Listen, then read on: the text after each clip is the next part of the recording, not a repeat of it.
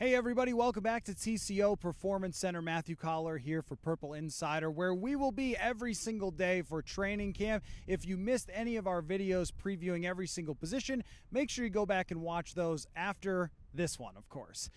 Now look, the cornerback position is super interesting this year. For starters, the Vikings decided to bring back Patrick Peterson.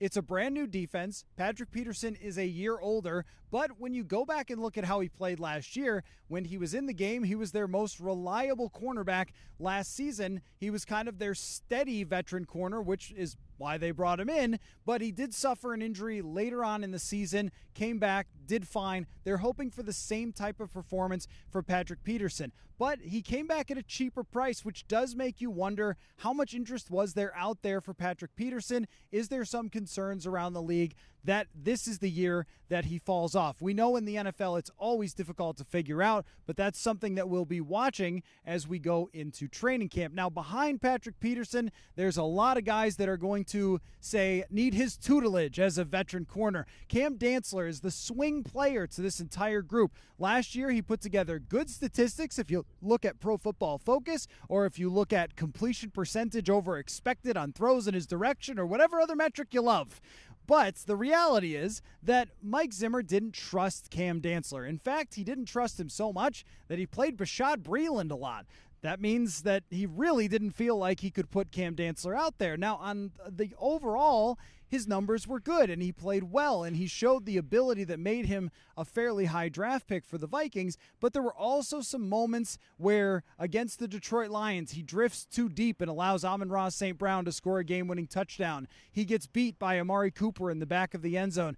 It's those lapses in focus that are going to have to change. And last year, Cam Dantzler earned his spot behind Bashaud Breeland by not having a very good training camp. This will be his first impression to Ed Donatel. How is that going to look? He is the guy that is the most likely to emerge as someone you say, that is their future corner. We have seen this from multiple corners in the past with the Minnesota Vikings, where they start off their careers with lots of ups and downs, and then finally in year 3, year 4, they start to become who they're going to be. So we'll be looking for signs of that from Cam Dantzler. But also, we'll be looking if anyone presses Cam Dantzler for that outside starting corner position, namely Andrew Booth Jr. Now, Andrew Booth Jr. was projected by a lot of draft analysts as a first-round pick, but he dropped to the second round because of concerns about his injuries. Now, on draft night, he said he hasn't been fully healthy since high school. That's not particularly promising. However, when you look back at the way he played at Clemson through injuries,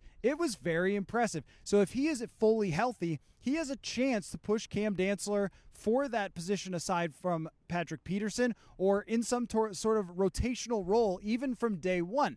Behind him, Akayleb Evans is another draft pick of the Vikings that has length and high-end potential. We don't expect him necessarily to be a guy that's going to get a chance to start, but you look for those flashes of the future. This is a young secondary group which they want to build. We know it's important in the NFL to pass and stop the pass. Well, the stopping the pass part is a question for this year, but going into the future, it's got potential to be very, very good.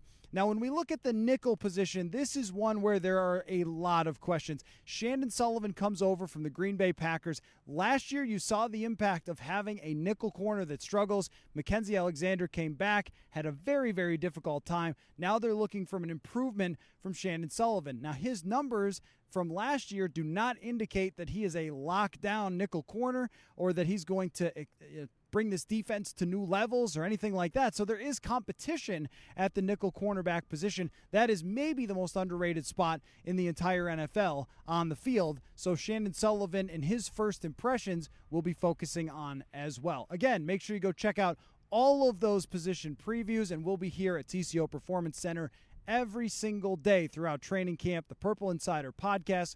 Go get it wherever you get your pods. PurpleInsider.com to sign up for our daily written newsletter to go in your email inbox every day. And we will see you at training camp.